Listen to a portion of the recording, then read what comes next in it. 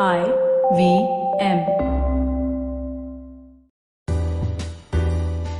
The kind of digital acceleration that we've seen in the last couple of months has just been phenomenal. And if we were to just look industry-wide, what's happened, we've seen data usage go up 30%. We've seen some really interesting stats about how home broadband connections have increased by 150%. So there's just been this unprecedented digital acceleration. And this kind of behavior is sticky because now we're seeing that peak usage time has become all day, every day.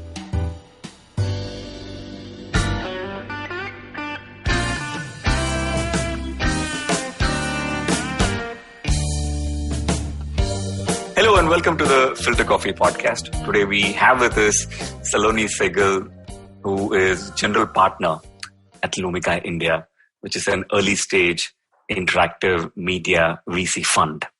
Saloni has been in the interactive media industry as an investor for over 14 years. And before she turned investor, she co-founded Truly Social, a UK-based venture-backed gaming company with a vision to reinvent gaming experience for the female audience. There's been many awards that Saloni has received, many recognitions.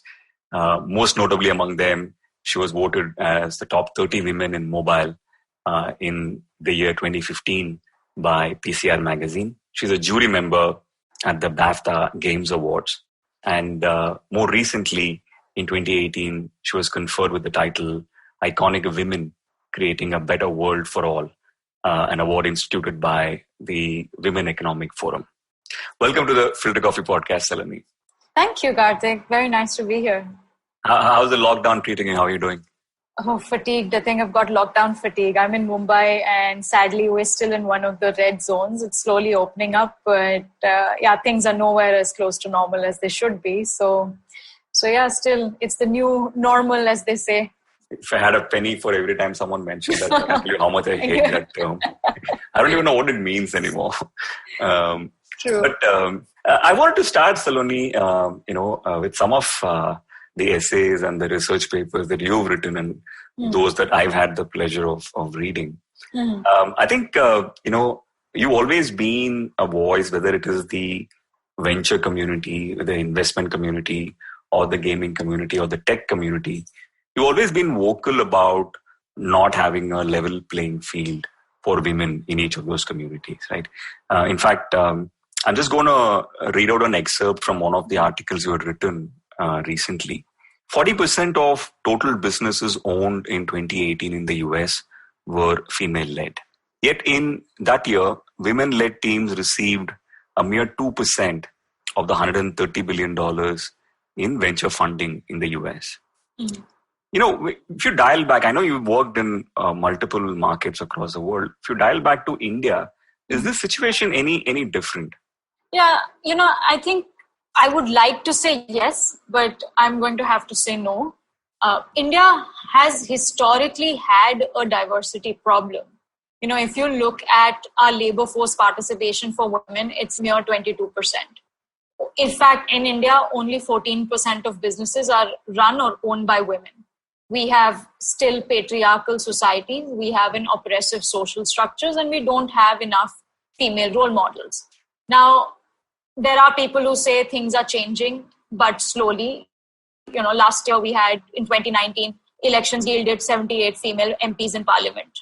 But if you look at corporate India right now, it's 4% of women are in MD, CEO or directorship roles. And I can count probably the women in venture and private equity all in one hand. So it's a conversation that I don't see happening much of in India, whereas this is a conversation that is happening very much across the world. Globally after Me Too, there was this spate of appointments towards bringing more female leadership across corporates and across financing, across venture roles, and progress was made. However, I think that awareness is still yet to hit home here. And there are too few people in the industry who are having these conversations, I feel. Even as a discourse, you don't see that coming up anywhere within the startup discourse in India, right? Yeah, exactly. Not at all, right? And not even, let's say, amongst the venture or the private equity community, because that's And that's a pity, right? Because until we break this imbalance in access, power, economic status, little is going to change. And if we were to start, we need to start at the beginning of the innovation cycle. That is the capital providers. Now, if we look at banks in India, India has actually a great track record of female CEOs. But if you look at alternative investments, where a lot of these innovative companies, where actually change can happen, let's say in private equity or venture, women leadership is quite scarce. I mean, obviously there are a few notable names, like you've got Renuka Ramnath or Anjali Bansal, but there are still plenty of venture capital firms in the country who have no senior women in leadership and who have all male teams. And occasionally you'll see a woman, but she's probably in HR or finance, right?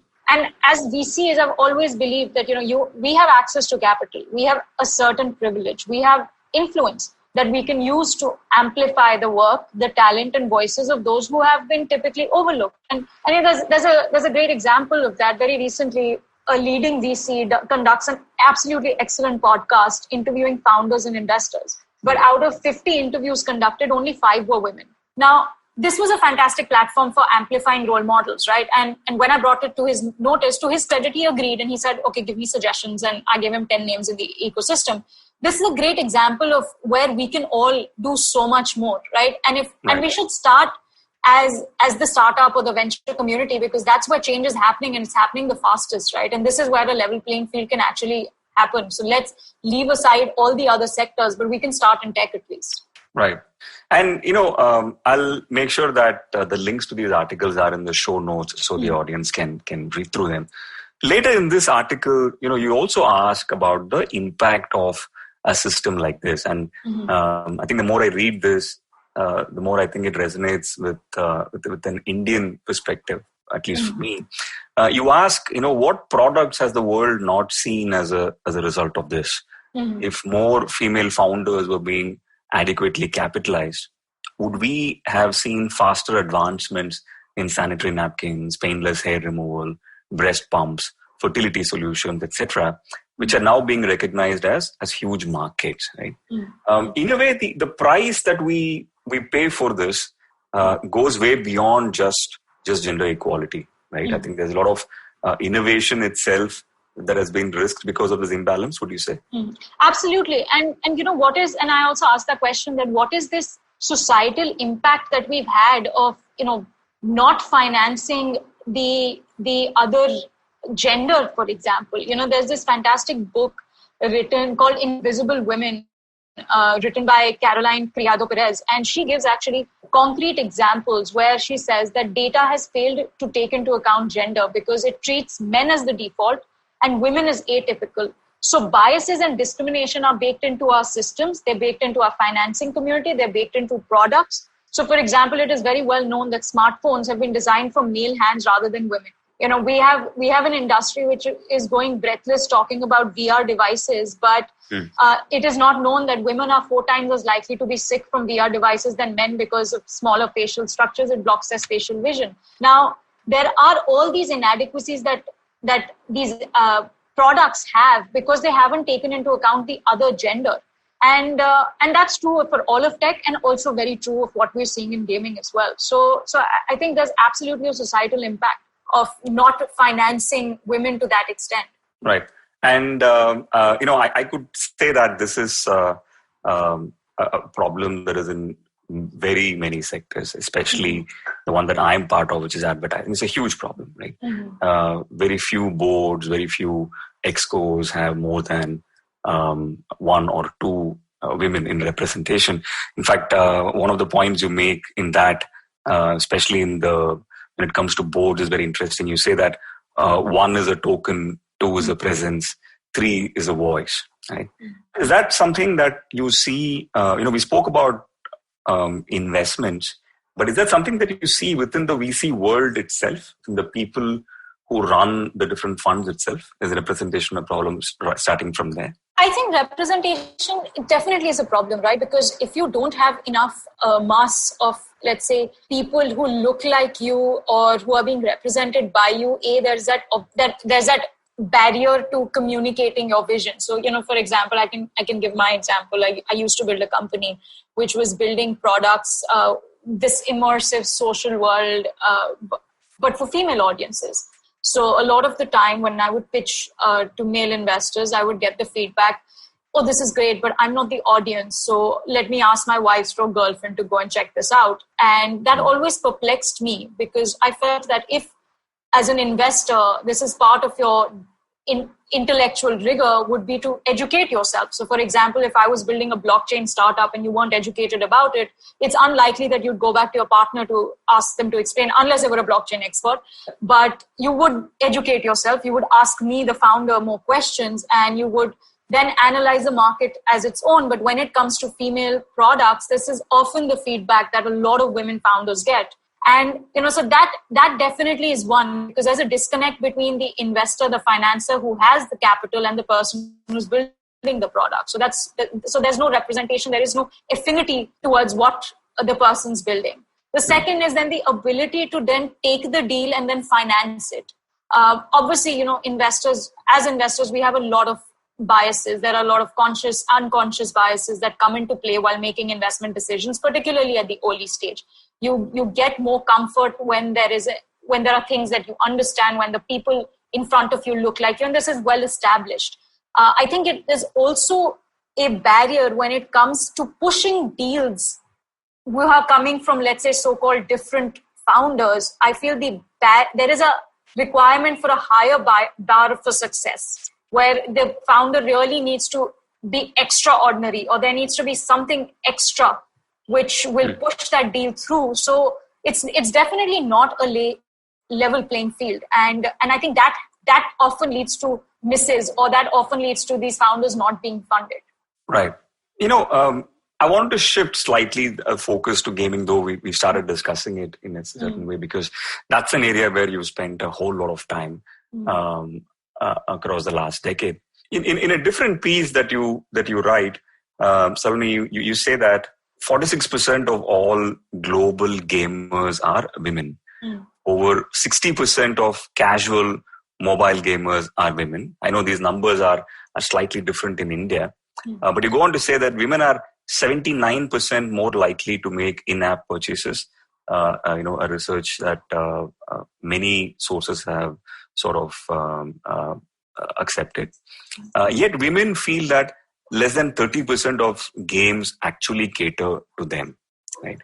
What do you mean by that? What do you mean by games do not cater to women today? So, if we look at, if we were to take a step back, and if we would look at the industry, we are currently now, entertainment has evolved, right? Entertainment has now gone from this lean back to lean forward experience. And there's a very higher degree of demand, let's say, for curated, for personalized experiences. There is a need to build diverse content, but that hasn't happened, as most of the games have a very male skew.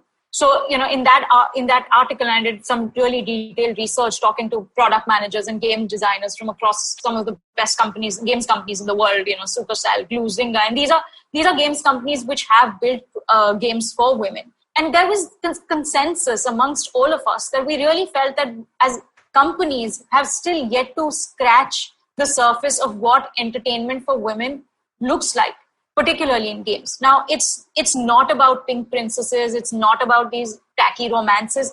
There is a growing need for complex, immersive gaming experiences and content globally for female or feminine audiences. I know India is a really challenging market, and it's a different market. Gaming is still developing in India. I think more importantly is smartphone ownership in India still skews heavily male. But despite that, nearly 32% of mobile gamers in India are women, but they are heavily underserved. So as we are entering into an entertainment market, which is going to get highly segmented, it's going to be multi-format, it's going to be multi-context. And, I'm happy to talk about that, about what I mean by that. But we will start to see distinctions and content that works for certain audiences. And we are already seeing signs of, female-oriented or female-centered content, whether it's film or OTT, moving forward, whether it's 4 More Shots or whether it's a Razi or a Viredi wedding, or, you go back many years and you had Balaji focusing on the Sasbahu sagas. Now, whether it's regressive or progressive, that's not the point. The point is that there is a need, and there always has been a need for content that speaks to you, that has your cultural touchstones, that has context for you as an individual. And now, because the way entertainment is shaping, it will start to become a almost necessity. And so that's my point. Is there a market? Yes. Is there enough supply? No. And that's the view. Right. And talk about supply. I think if you ask anybody who's in the digital entertainment market today, they probably say that hey, there's Candy Crush, there's Heyday, there's Farmville, the Kardashian. They're all offered often as evidences of the proliferation of gaming in a way that it caters to women. Right? Is that a misnomer? Do you of the gamers that you've interacted, especially women, is there a large population who like them, or is it a stereotype of a larger male vision of what they think women would like? Absolutely. There is this, and there are two major problems with this, right? First is, are there enough games out there for women already? And the answer is no. And, historically, there's this fantastic research, which I refer to in my article as well. It's called Sexy, Strong and Secondary, right? Yes. It's essentially research on female characters in video games over a period of, let's say, 30 years. And there they discovered that, not only female characters are portrayed less frequently than male, but the characters that are portrayed are always very heavily sexualized. And also they, highlight these evidence in their data where, because there have been only game developers developing games who have been men, the male perspective has often been the only one. And even though there have been like these games for women, the experiences have been quite shallow. And it's a very limited exploration of what that experience for women should look like. Because in fact, I delved a lot deeper on essentially game design for women. And game design for women needs to be a bit different, because most women don't self-identify as gamers, right? Games are seen as wasting time, or I don't play games, because there is often this perception that a gamer is a 12-year-old boy sitting on his PlayStation in the dark in the basement, right? Yeah. But after speaking to a lot of female game designers and product designers and women who play games, I discovered that the key motivation for women to play games are very different from the motivations of men to play games. And men like to play games for the purpose of competition and destruction. Women are typically playing games for beating stress, relaxation, channeling creativity. And there can't be a one-size-fits-all approach applied to products and games. And there's an interesting psychology behind it, which was actually brought to the games industry by this game developer called Brie Code. And she said that for the longest time, we believe that fight or flight is a primary stress mechanism for the human body. But only in the late 1990s was it discovered that there is an other stress mechanism exhibited by many people, including women, called tend and befriend, which is about caring, which is about tending, which is about nurturing. And those mechanics in games particularly leverage a lot of this fight or flight, right? You've got these fighting games, these shooting games, dopamine hits, but there aren't enough game mechanics around the tend and befriend response, which is largely exhibited by women. And again, this was a finding that happened simply because up until a certain point of time in research, male rats were used because female rats used to menstruate. So again, there is so much research that we haven't yet done, which will definitely influence and alter the way we build products or build games particularly. And that's just one aspect of it. The second aspect of it has been that the financing community, funding has been constrained, right? Majority of investors are men, and the type of games and companies they finance have a certain skew.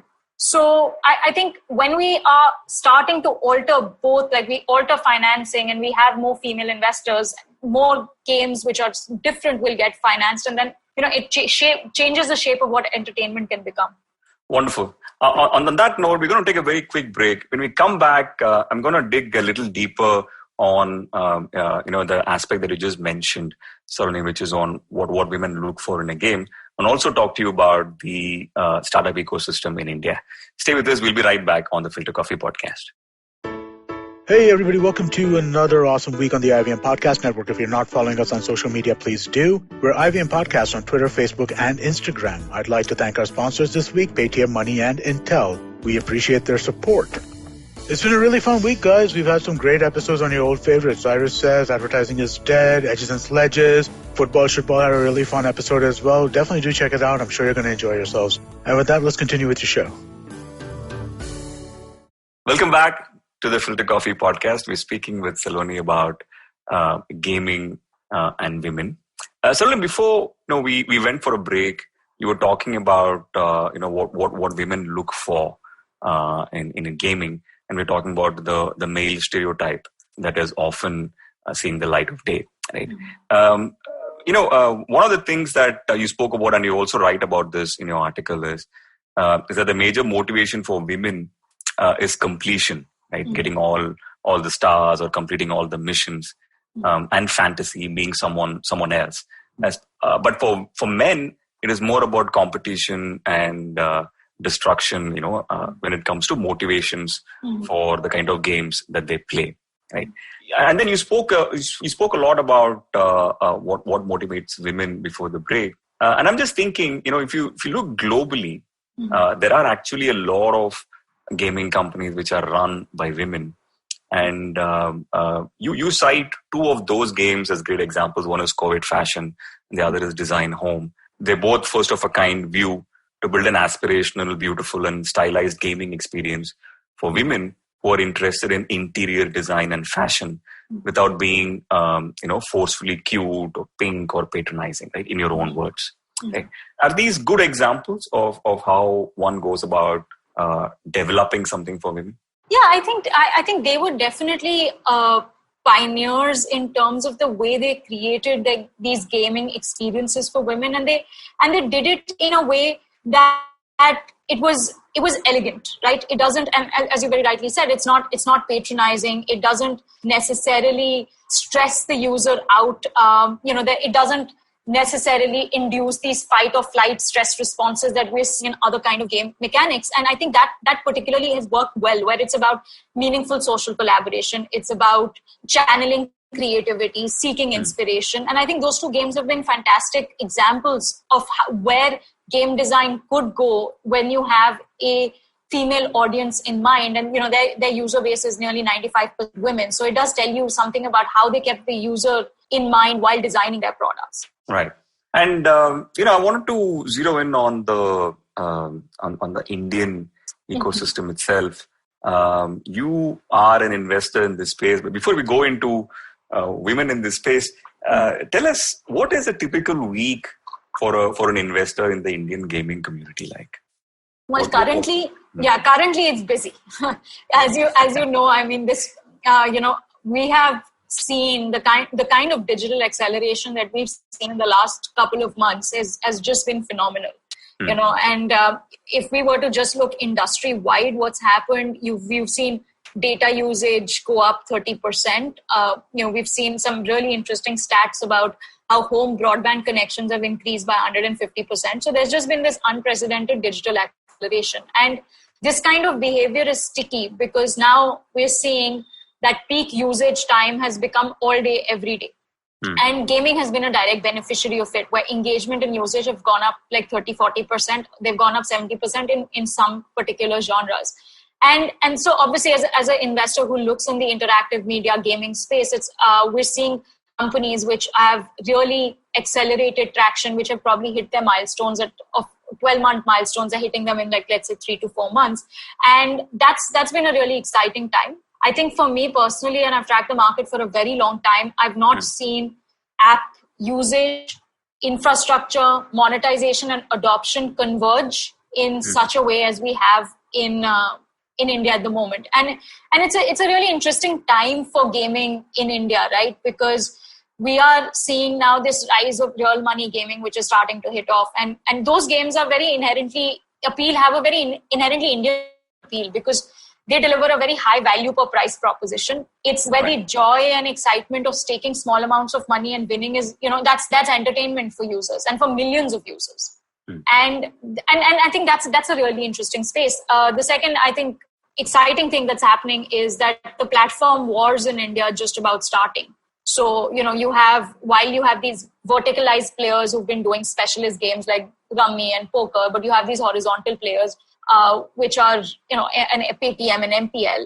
It's an exciting time to build content, but we're also going to start seeing an arms race now from these platforms. So I think a lot of our time is spent talking to founders, talking to our investors who are interested in India, talking to people in the industry, and just having a view on the market and making investments. Right. No, I completely share the excitement in this space, right? I think even when we were looking at the numbers, there's definitely at the very least a 30% increase in daily and monthly active users, especially post the lockdown.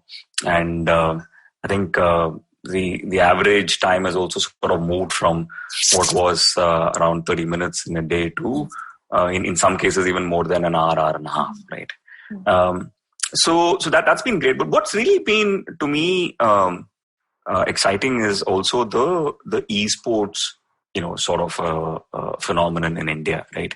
I was just reading in one of the research papers that in 2019 there were more than 11,000 teams, which was only on PUBG Mobile tournaments, and the overall prize money for esports in 2019 was roughly around $1.5 million USD, which is a staggering number because I think the last IPL payout was about 1.4 million USD, a shade less than that, right? And I know that we've been talking about gaming as a larger universe, and there are, of course, casual games, hyper casual games, and then, of course, the pinnacle of all of that is esports as well. How are you seeing the phenomenon of esports in India? Right. So I think esports is a very difficult piece to understand and invest. First of all, I think the term esports is very heavily overused in India because every startup is modeled as an esports startup, which isn't the case. There's a lot of talk and noise around esports, but in terms of the actual, let's say, number of players in the market, it's probably like, say, 5 million. There is obviously this massive growth which is anticipated where, but even at the most, it's around 20 million in the next 1 or 2 years. Now that's by no means as a small number, but if you look at it as a fraction of what gaming represents and how accessible games can be, it's a small fraction of that. Now, if you, let's say, and even within that, if you look at, let's say, esports content, now there is clearly a rise of people watching other people play. So if you are a broadcaster, if you're a media company, if you're a brand, you can't ignore this market. However, if you are a startup trying to build on esports, then you have to understand where that revenue lies, because the primary revenue earners in this market are 3 stakeholders: the IP holder, the distribution platform, and typically the league or the teams. So if you as a company want to build an esports venture-backed startup, then you need to identify your niche well. And, and this is happening globally as well. Esports is barely about $1 billion, hitting about $1 billion globally. Now, I think it's a fantastic play if you're a media company and a broadcaster or an IP holder, because this is one way to, really extend the longevity of your IP. If you're a broadcaster, that's definitely a fantastic way of bringing on eyeballs and impressions. But if you are a esports events organizer, etc., I think you really need to figure out what your niche is and what your proposition is and how do you scale, because that's where the difficulty lies. But we are constantly in the India market looking at unique ideas around esports, and it's a space to watch out for. So clearly it is going to be more about, at least in the short term, the money is going to be more in terms of the content coming out of esports tournament itself, rather than number of people who are playing it, right? Okay. If we go to the startup ecosystem itself, Saloni, we spoke about women in or the lack of representation for women globally, and especially in this space. What are some of the exciting things you're seeing in the Indian startup ecosystem? Are you seeing anything which is encouraging you from a women's perspective? I think there's still room to develop this. In the startup ecosystem, we're seeing quite a few, I'd say, mixed gender teams in terms of founding teams who have female founders, which is very, very encouraging. I definitely love to see a lot more female-led teams, and there are 1 or 2 within the games sector, and very happy to see that. But I think there's still a lot more that we can do as investors as well, because I think one thing that we maintain is that we believe that great opportunities come from anywhere. So we don't necessarily rely on our known networks to scout deals, which can often be a huge barrier for female founders who tend to have, let's say, weaker professional networks. So we're very happy talking to founders, even if they send us a LinkedIn message or just a cold email. also as a fund, we do have a few other initiatives that we want to implement to support female founders in the interactive media space, and we want to launch that in the future. So we are very, very actively and very consciously thinking about this and how to bridge this gender financing gap. So that's definitely something that we're planning to do on the horizon. Wonderful. So happy to hear that. We usually end the episode, Saloni, by asking our guest what he or she is watching, reading, or listening to. I know that these must be extremely busy times for you, but are you listening or watching something that's interesting?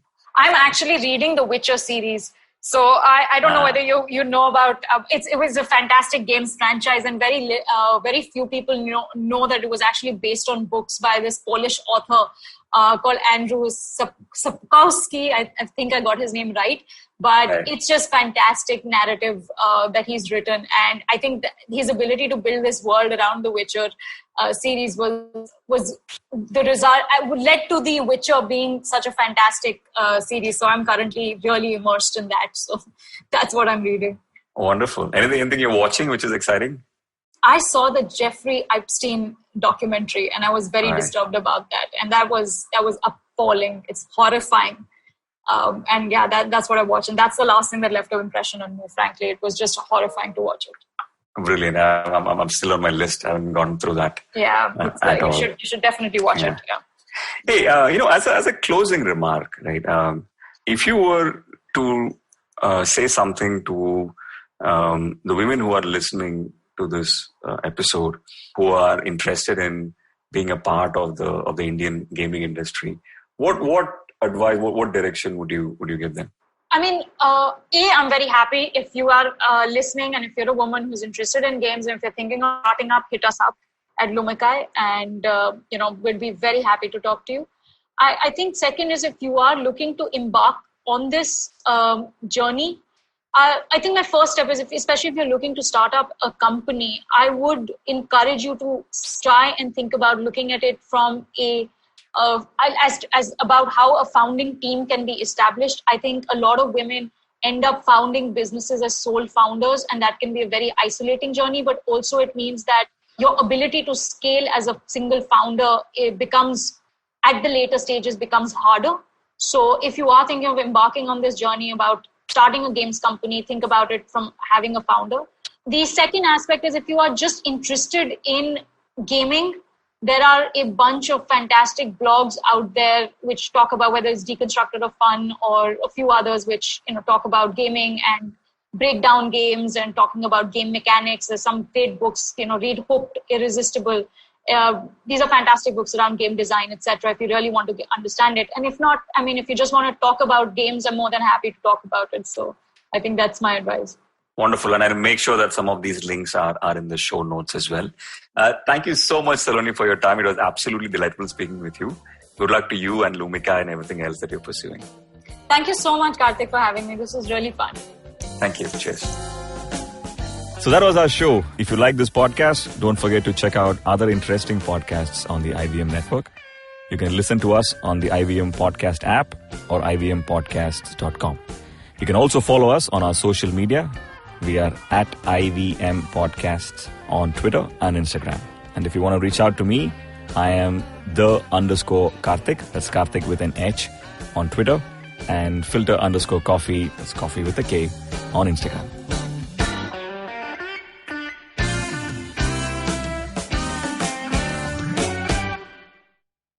I hope you enjoyed that show. I'd like to thank our sponsors this week, Paytm Money and Intel. We appreciate their support. It's been a really fun week, guys. We've had some great episodes on your old favorites. Cyrus Says, Advertising is Dead, Edges and Sledges, Football Shitball had a really fun episode as well. Definitely do check it out. I'm sure you're going to enjoy yourselves. And thanks for listening, and we hope to catch you again next week. Sachin Tendulkar, Virat Kohli, Don Bradman, and now Cyrus Brocha. Okay, probably not in the right company. Don Bradman is Australian.